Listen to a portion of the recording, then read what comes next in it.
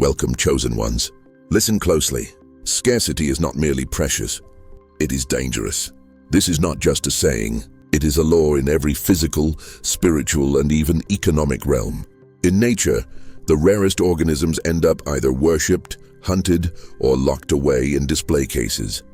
In fact, scientists estimate the odds of someone having the exact same DNA sequence as you, the same life path as you, and the same spiritual imprint as you are literally 1 in over 7 billion. And that's even before adding God's hand into the equation. But here is the twist. Being 1 in a billion is not just about uniqueness. It is about being the glitch in the matrix. The plot twist the enemy did not see coming. The human equivalent of finding a talking goat in rush hour traffic. Impossible to ignore and just destabilizing enough to make people nervous. Some will call you gifted, others will call you strange, a few will call you dangerous, and all will be right. Because chosen one, you do not merely stand out, you stand apart. You are a walking paradox, too ancient to be fooled by modern lies, too futuristic to be confined by old systems. Today we will remove the sanitized factual account of being special and expose the raw, unpolished truth about what it truly means to be 1 in a billion. No cliches, no added sugar, just 14 profound, uncomfortable, mind-stimulating realities that will make you understand why the world does not truly know what to do with your kind, and why it never will. Number 1, your existence was not designed for mass consumption. You were never meant to be easily digestible. People have been trained to prefer what they can quickly label, understand, and place into neat little boxes. But you shatter their categories. Your personality, your convictions, the way you see life. It does not fit the mold they are accustomed to.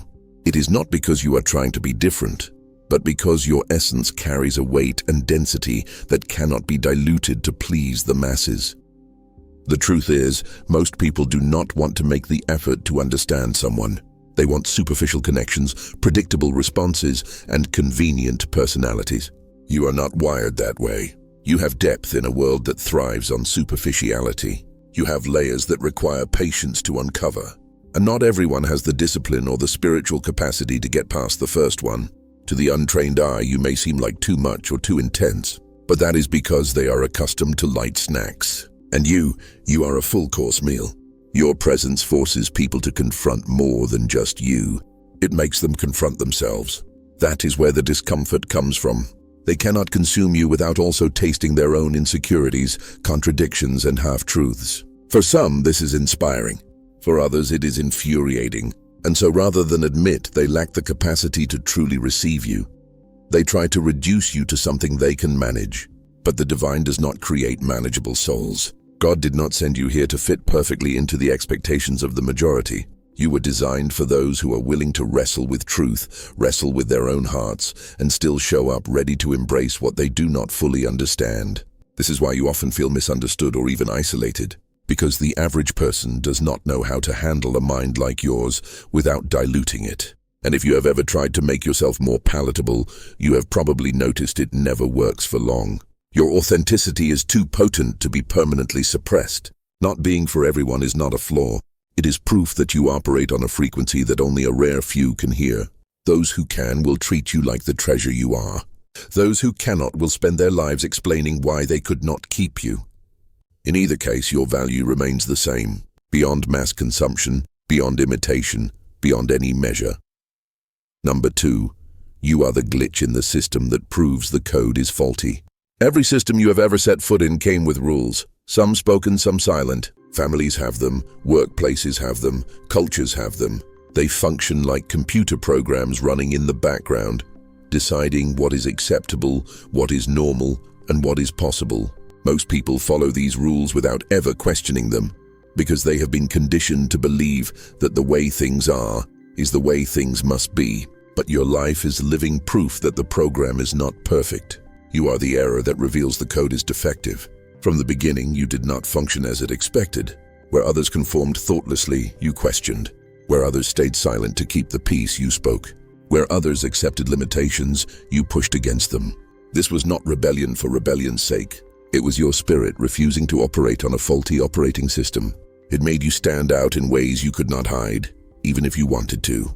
The thing about being the glitch is that you expose the illusion that the system is infallible. When you succeed in ways it said were impossible, or when you step away from structures it said were unbreakable, you force people to confront the fact that perhaps the way it has always been is not the truth. It is just tradition, and tradition, once exposed, begins to lose its power. This is why systems, whether social or spiritual, often try to neutralize people like you. Not because you are loud or disruptive, but because your very existence proves they are not as absolute as they claim. Some will resent you for this. They have built their identity, their security, and sometimes even their morality around the system's rules. When you arrive and effortlessly bypass those rules, it can feel like you are attacking the very foundations of their lives. But your purpose was never to make people comfortable. Your purpose was to reveal what was broken, and sometimes that revelation hurts. You do not just bend the rules, you challenge the source of the rules. You pull back the curtain and show that what everyone thought was unshakable was often just man-made, motivated by fear, or protective of power. This is why your kind is rare. You are not here to be absorbed into the system. You are here to change the code. And once a glitch is discovered, the system can no longer pretend it was perfect. Number 3, you carry an atmosphere, not just a personality. Some people enter a room and blend into the background. Others enter and instantly change the air without saying a word. You are the latter. What surrounds you is not just personality or charisma. It is an atmosphere. It is the combination of your energy, your history, your convictions, and your spiritual alignment all moving as one. It is not something you perform consciously. It is something you carry. People react to you before they even consciously register why. Some feel drawn, others feel unsettled. Both reactions are because the space around you carries a frequency that either resonates with their truth or disrupts their comfort. Your presence has a way of magnifying what is already within someone else. If they have peace, you amplify it. If they have hidden guilt, you expose it without trying. This is why you often notice people behaving differently around you, speaking more softly, acting more kindly, or suddenly becoming defensive. Your atmosphere is shaped by the battles you have won, the pain you have endured, and the wisdom you have gathered. Every trial has left a mark, but instead of bitterness, it has given you depth. Every lesson you learned did not just stay in your mind. It infused itself into the energy you bring into any space. This is why even strangers sometimes treat you with unusual respect or suspicion. They are not reacting to your appearance, your age, or even your words. They are reacting to what you carry. It is also why environments cannot hold you for long if they are not aligned with your spirit. When your atmosphere is stronger than the one you enter, one of two things happens. The space shifts to match you, or it resists you until you leave. Both outcomes confirm the same truth. You are not neutral. You tip the scales in every room you enter. And even though some might try to imitate this effect, it cannot be faked. Atmosphere comes from the authenticity of having weathered seasons that forced you to root down into who you are. It cannot be bought, taught, or borrowed. It is earned by living fully and refusing to compromise your essence. You do not just participate in an environment, you redefine it. This is why you can never be just another face in the crowd. Your presence is the climate, and everyone must adjust to it. Number 4. Your mind is an unforged weapon. Most people are shaped early in life to fit into a predetermined role. They are taught how to think, how to behave, how to limit themselves so they slide perfectly into the sheath society holds out for them. Their edges are filed down. Their fire is dampened into a manageable glow. They become predictable, and predictability is easy to control. But you never fully submitted to that process. You did not let the world finish molding you into something safe. Your mind remains raw, burning, and untamed. This rawness is not carelessness. It is power that has not been domesticated. You have not been blunted into a shape that can be easily labeled or comfortably stored away. This is why people find you hard to categorize. One moment you are quiet and observant, the next you are slicing through lies with precision. You do not always follow the expected sequence, and this unpredictability keeps those who oppose you on their guard. The enemy's weapon is anticipation. If they can predict your movements, they can prepare for them. But when your mind moves in ways that do not follow the usual human patterns, they cannot anticipate where your next strike will land. It is like trying to fight an opponent whose reach, weight, and range are a mystery. They cannot find your limits because you refuse to live within them. Your unforged state also means you are still evolving. Every battle, every challenge, every season carves you in real time. You are not a finished artifact sitting in a display case. You are a living weapon still heating in the fire, still being shaped by the hands of God himself. This is a terrifying reality for anyone who underestimates you. Because if you are already this effective now, what will you be when your full potential is revealed? This is why some try to push you into premature definitions. If they can name you, they can frame you. If they can frame you, they can limit you. But the truth is, no one can fully measure you yet, not even you. And that is your advantage. The dangerous weapon is not the one everyone has studied. It is the one they have never seen before and cannot understand until it has already struck. Number 5. You left the stage before they even finished building it. Some people spend their whole lives waiting for a moment they believe will define them. The big break, the opportunity that finally puts them in the spotlight. They rehearse for it, prepare for it, and build their entire identity around the idea of one day standing on that stage. But you saw something they did not. You recognized early that the stage they were building was not designed for someone like you. It was too small, too limiting, and too scripted for the scope of your mission. It was not arrogance. It was clarity. You could already sense that your calling was not meant to be confined to someone else's idea of success. While they were making sure the lights and curtains were perfect, you realized that if you stayed, you would eventually have to shrink to fit into their script. And you were not made to play a role written by people who do not even understand the depth of your purpose. Leaving before the applause is one of the hardest things to do. The temptation to stay and get at least some recognition is strong. But you understood something most people do not. Applause can be a prison. It can keep you tied to a place that looks like success, but is quietly suffocating your true mission. By leaving, you avoided being trapped in a version of yourself that would have satisfied others but betrayed your calling. And here is the thing, people rarely understand when you make that kind of exit. They will call it fear, they will call it impatience, they will call it a failure. But what they cannot see is that you were not leaving for something smaller. You were leaving for something that did not exist yet. You were leaving to build a platform that could support the full weight of your voice, your vision, and your anointing. The truth is, if you had stayed, you might have been celebrated for a moment, but forgotten in the long term. By leaving, you positioned yourself for an impact that will outlast the crowd's attention. You did not just step off their stage. You went to build your own arena. And when your time comes, it will not be about the applause. It will be about alignment. Number 6, you have inherited battles that did not start with you but will end with you. There are struggles in your life that have nothing to do with your personal choices. They did not start in your lifetime, and they did not originate from your mistakes. Some of the resistance you have faced was passed down like an unwanted inheritance, woven into your family's history long before you arrived. These are the battles that have quietly consumed your lineage for generations.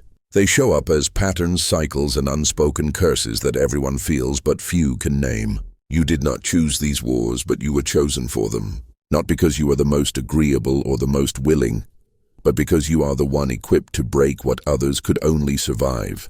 Where past generations learned to endure the fight, you were given the insight to dismantle it. Your clarity allows you to see what others could not. The root of the conflict, the true enemy hiding behind the distractions and the lies that kept it alive. This is why your life has felt heavier than most. You are not just carrying your own struggles.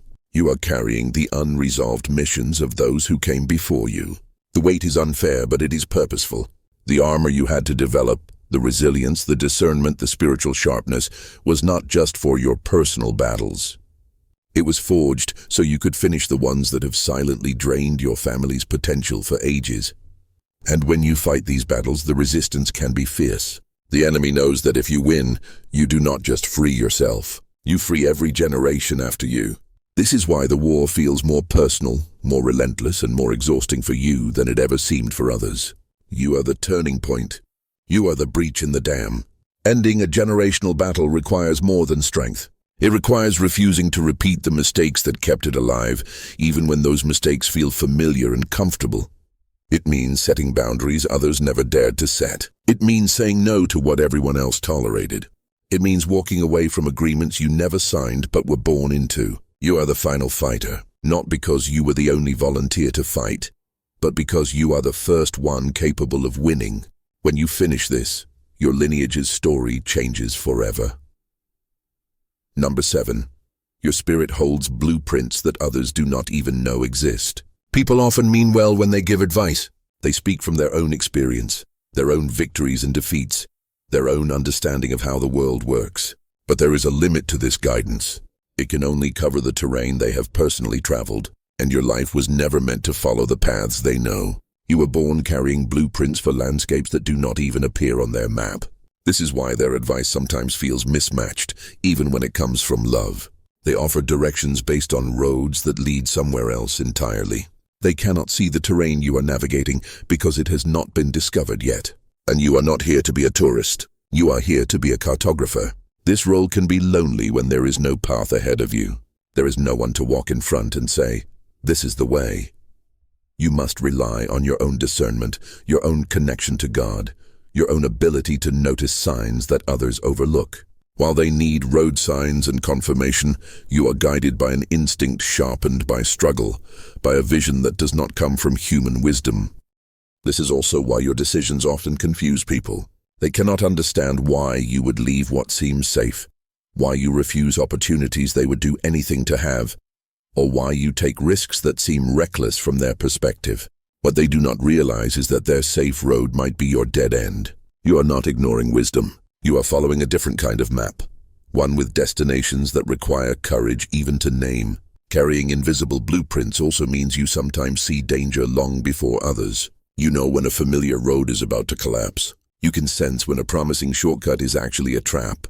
This foresight is not paranoia. It is a gift, one that has saved you from disasters others walked into blindly. In the end, those who doubted you might one day ask you for the directions they once tried to give you. Because when you finish charting your course, you will not have just survived the unknown. You will have drawn the maps others will depend on for years to come. Number 8. You expose the illusion of their authority. Some people believe their power comes from titles, positions, or the ability to control others. They are used to giving instructions and seeing them followed without question. They build their sense of importance around the idea that they have the authority to decide who rises, who falls, who is included, and who is left out. But when they meet you, something in that framework begins to tremble. Your resilience forces them to question how much control they really have. You do not move like someone waiting for permission. You do not operate as if your destiny is locked in someone else's filing cabinet. You keep moving forward whether they approve or not, whether they open doors for you or keep them shut. And when they see this, it becomes clear that their authority was never as absolute as they imagined. You do not challenge them with loud rebellion or direct confrontation. You do something far more threatening. You are living proof that they cannot stop what God has ordained. This kind of silent defiance exposes the limits of human control. It reveals that most of what people call power is actually influence based on conformity. And you are not built for blind conformity. Your ability to stand, adapt, and keep progressing in the face of opposition shows everyone watching that their position does not make them the gatekeeper of your life. This realization can shake the foundations of those who have built their identity around being in charge. Sometimes this exposure makes them double down. They might try harder to block you, to make an example of you, or to discredit you so others will not follow your lead. But no matter what they do, you keep showing up, and your very existence continues to prove that the ultimate source of your provision, opportunity, and progress is not them. This is not about disrespecting people in positions of power. It is about refusing to give them a role in your life they were never assigned by God. The moment they realize you will fulfill your purpose with or without their stamp of approval, the illusion shatters. And once that illusion is gone, everyone watching begins to see the truth. Authority without divine backing is just a title. Number 9, you force hidden loyalties to the surface. You do not need to accuse anyone, start an argument, or set elaborate traps to discover who is really in your corner. All you have to do is keep being yourself. Your authenticity has a way of making people show their true colors. Not in theory, but in action. When you live without performing for the crowd, it disrupts the comfort of those who are loyal only as long as you fit their expectations. Some people attach themselves to you for what you bring to their life: access, security, influence, or even just the feeling of control they get from being close to you. As long as you are convenient for their needs, their loyalty seems solid. But the moment your growth, your boundaries, or your calling requires them to adjust, you start to see the cracks. Suddenly, the support fades, the tone changes, and the "I'm always here for you" becomes suspiciously conditional. Your presence functions like a spotlight. It makes pretenders uncomfortable because it is hard to feign loyalty when you cannot manipulate the person you are pretending for. Without you trying, situations begin to arise that expose motives. A challenge comes and some disappear. An opportunity comes and some compete instead of celebrate. A shift in your path comes and some resent you instead of walk with you.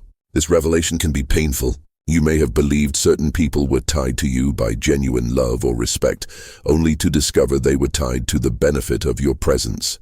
But in truth, this is a gift.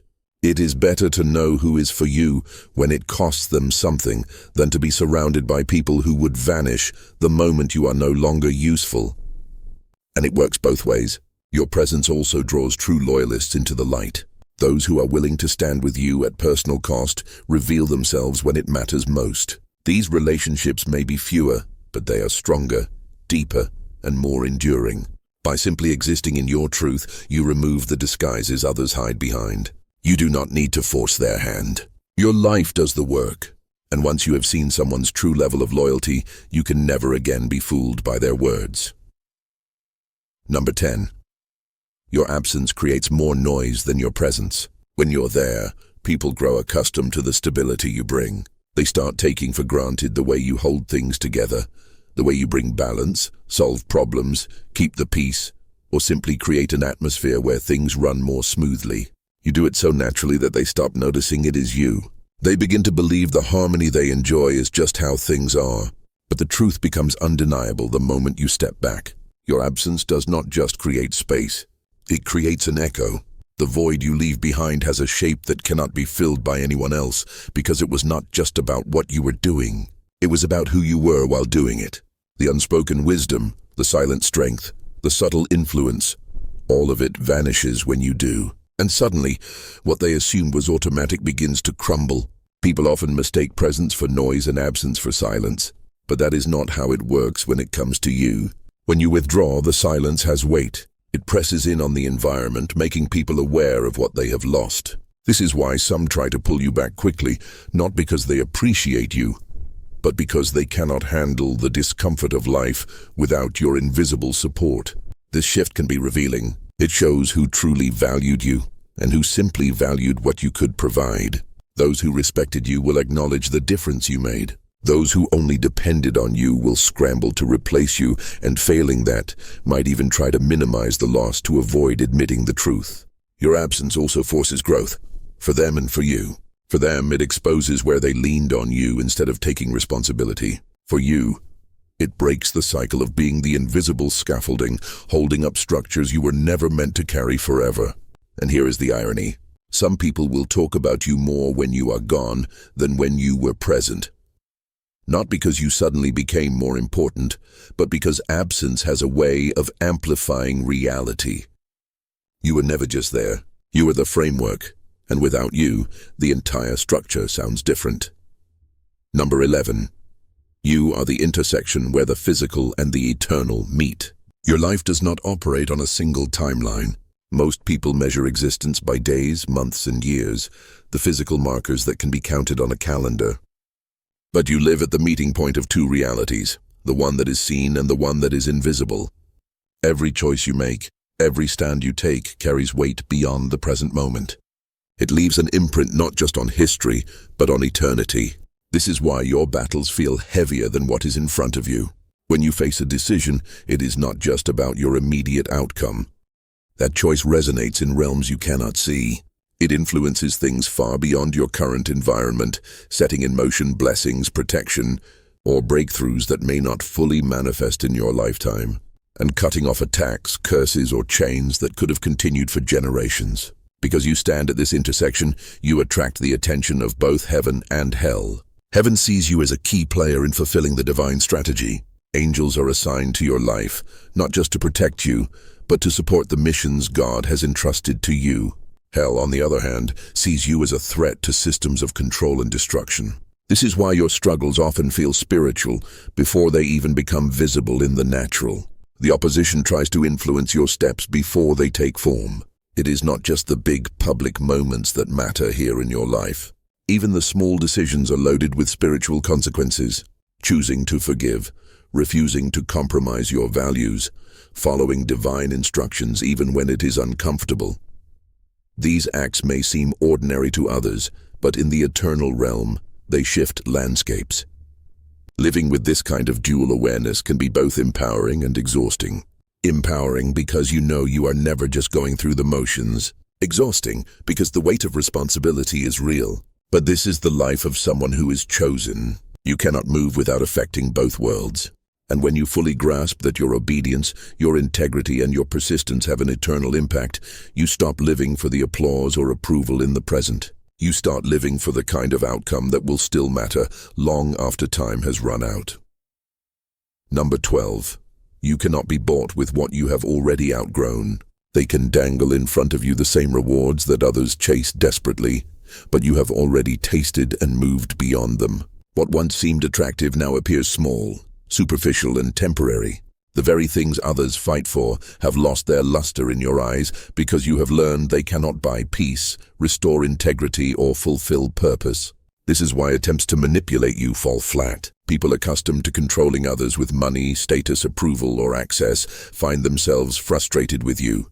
Their tools no longer work. You have already held what they are offering and discovered it was not worth the weight it demanded from your soul. They cannot tempt you with a stage you have already left or a seat at a table you have already walked away from. Your values have shifted from survival to legacy. You are not interested in short-term comfort if it comes at the cost of long-term loss. You understand that many offers are not opportunities. They are traps disguised as rewards. They are designed to make you trade something eternal for something temporary. And because your vision extends beyond the expiration date of these prizes, you simply cannot be bought. This does not just make you harder to control. It makes you impossible to predict. When you are not driven by the same incentives as everyone else, the enemy cannot calculate your movements. You do not chase applause, so they cannot silence you with rejection. You are not desperate for validation, so they cannot hook you with flattery. You are not fixated on gain, so they cannot threaten you with loss. What you have now is a leverage that cannot be replicated. The freedom that comes from not needing what they think you need. And this freedom is dangerous for systems built on fear and control. They can only buy the hungry. They cannot buy the full. So while others sell themselves for prices that will one day turn to dust, you keep walking with your eyes fixed on what does not fade. Your stakes are eternal, your vision is unshakable, and your hands are too busy building something lasting to grasp what you have already outgrown. Number 13.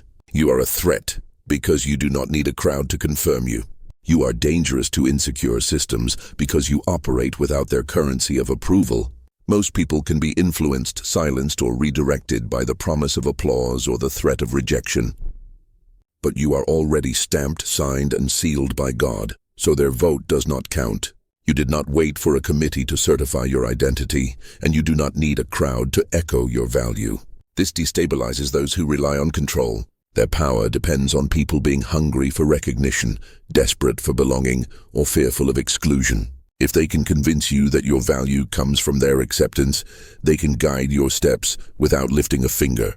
But you broke that chain the moment you learned that being chosen does not require being celebrated. Your confidence does not come from being seen. It comes from knowing you are known. This subtle yet unshakable assurance makes you immune to the emotional blackmail of approval-based systems. They cannot lure you with platforms or threaten you with exile because your foundation was never built on their stage in the first place. You were established in private long before you were noticed in public. The irony is, the less you chase recognition, the more your presence commands it. People who thought they could ignore you end up watching you. People who assumed they could erase you find themselves discussing you. And yet you do not need their validation, not because you reject community, but because you understand that your mission is not subject to a popularity vote. This makes you unpredictable. While others are still scanning the crowd for signs of acceptance, you are already moving toward the next divine instruction. You are harder to buy, harder to intimidate, and impossible to mold into someone else's image. Your authority is self-sufficient because its source is supernatural. In a world addicted to likes, followers, and public consensus, you are a walking disruption. Someone who is free before the applause, stable after the criticism, and unchanged by either. And that is why you are a threat, because you cannot be owned by the crowd you do not depend on. Number 14, you are the prophecy they did not want to see fulfilled.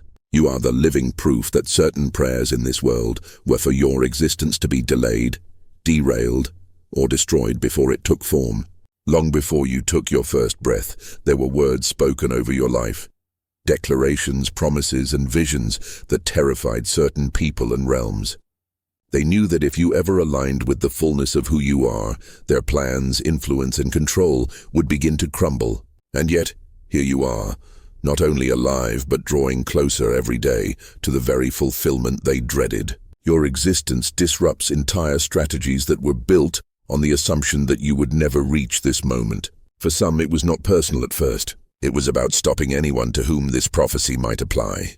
But once you started showing signs, once your steps began to match the ancient script written about you, it became personal because the prophecy was no longer abstract. It had your face, your voice, your mannerisms. It had you. What they did not count on is that the prophecy is not fueled by human permission. It does not run on the fuel of majority opinion, and it does not expire when opposed. Every attempt to stop you has only served to confirm that you are the one they feared would rise, and that this leavened fear is justified. Because the prophecy is not a guess, it is a guarantee. This is why your battles have felt so intense. You were not just fighting for a personal goal or dream. You were struggling against forces that saw you as the final link in a chain of events they wanted to break forever. You carry in your life the completion of something that started generations ago, and once it manifests through you, nothing can be reversed. And the truth is, the prophecy is already unfolding. Every step you take in obedience, every moment you refuse to give up, every time you heal instead of harden, it is all part of the unstoppable progression toward the exact future they hoped to bury. They cannot erase it, they cannot bypass it, they cannot make the living proof standing before them disappear. You are not becoming the prophecy, you already are it. And that is why, no matter who opposes you, the end is non-negotiable. You win. You are not just a rare soul in a sea of millions. You are a force that reshapes the very fabric of reality. From the moment you entered this world, you carried a weight and a purpose that defies ordinary understanding. You do not fit the boxes others try to confine you in, because your life was never meant to be simple or small. You are living proof that systems can be broken, inherited battles can be won, and prophecies can be fulfilled against all odds. Your presence changes atmospheres and exposes illusions. You carry blueprints no one else can read, and your mind remains an untamed weapon, raw, unpredictable, and impossible to control. You do not need a crowd to confirm your worth, because your identity was stamped long before you sought validation. And when you step back, the space you leave behind does not go unnoticed.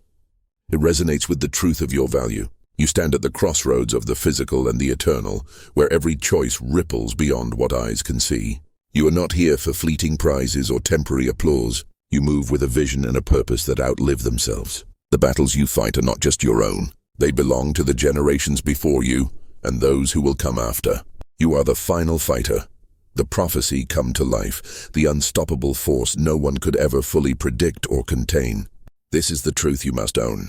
Your kind is one in a billion, not because it is easy or comfortable, but because it is rare and fiercely powerful. You carry a destiny that demands courage, patience, and unrelenting faith. So do not shrink to fit the world's expectations. Do not settle for the crowd's applause. Keep walking your path with confidence, knowing that every step you take changes history, both seen and unseen. Your story is not just about survival. It is about rewriting the future, and that future begins with you. If this message resonated with you and ignited something deep inside, do not keep it to yourself. Press that subscribe button and join the community of chosen ones walking this extraordinary path. Like this video if you are ready to embrace your true power, and drop a comment below sharing your breakthrough or what this truth awakened in you. Sharing this with someone who needs to hear it could be the spark that changes everything. Do not hesitate to pass this message far and wide. Together we rise, we break the patterns, and we accomplish what was always destined to be. Your journey is only beginning, and this channel is here to walk with you every step of the way. Stay strong, stay authentic, and remember that you are one in a billion. We see you.